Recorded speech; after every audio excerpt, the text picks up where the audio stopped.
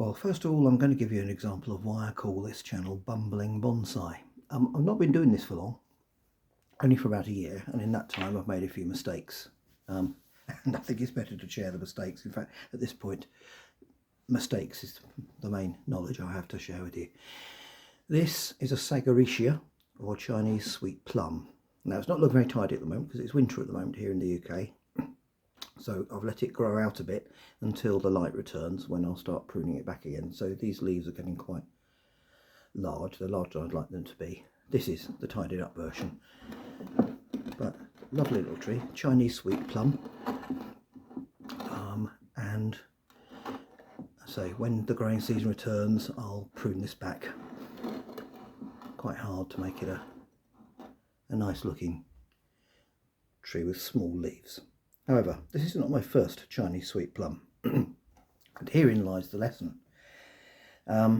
Yes, in fact, the first bonsai I got was a very sad looking tree in a garden centre nearby, and well, here it is now. Zoom in on that. As you can see, not very well focused. Not much left of it. It was dying when I bought it, and the first lesson I learned, I think that was the root. That was the root system there, and basically I didn't water it properly. I learnt as a result of this to do proper root watering, but that wasn't the whole problem. We'll come back to that. But I learnt after it died out that I didn't water it properly. So I went on to the second one. Now, this one I did water properly. And then I pruned it one day to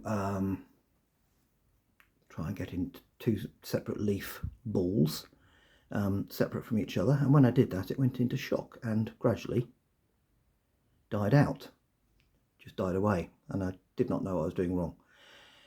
Something had put it into shock, and I wasn't sure what that was. The pruning couldn't have done it. But as you can see, very, very definitely dead. But this is the third one, and this one's thriving. Now, I did a lot of research on why this might be. Sorry about the backlight here, I've got a light behind me. And eventually, it's very difficult to find, even using YouTube, the internet, reference books, very difficult to find what the answer was. And the answer was very simple. I live on chalk downland, and we have hard water. And that was the problem. Hard water. The Chinese Sweet Plum does not like hard water. So I have only ever watered this one using rainwater, or when that's not available, boiled water or filtered water, but I prefer rainwater, and as you can see, it's thrived. Now then, I need to show you something on these dead trunks, bearing that in mind. And I'm not sure about this, and I value comments on this, but on the first one here, this poor sad little sample, I'm glad I kept these.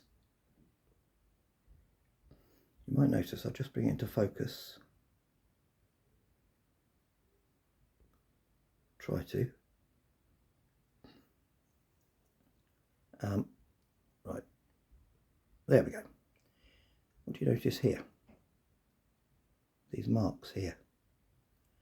And on the other side, I'm not sure they're so visible there, but on the bark